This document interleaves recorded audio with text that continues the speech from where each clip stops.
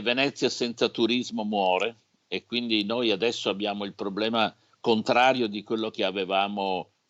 solo qualche mese fa, quando dovevamo, come dire, preoccuparci che l'eccesso di turismo la soffocasse, quindi morisse da troppo turismo. Adesso abbiamo il problema contrario. Mi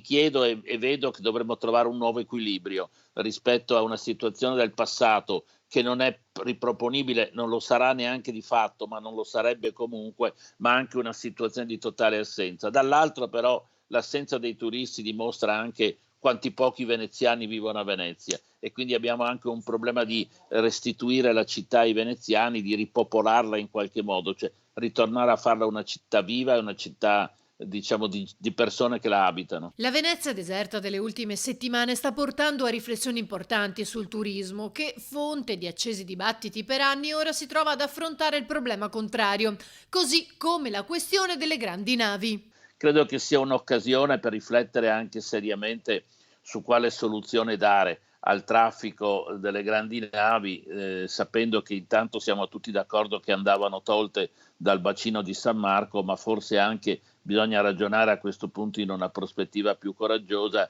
che tenga in equilibrio l'esigenza della laguna, il suo equilibrio delicatissimo e in qualche modo anche come manteniamo la possibilità di avere questo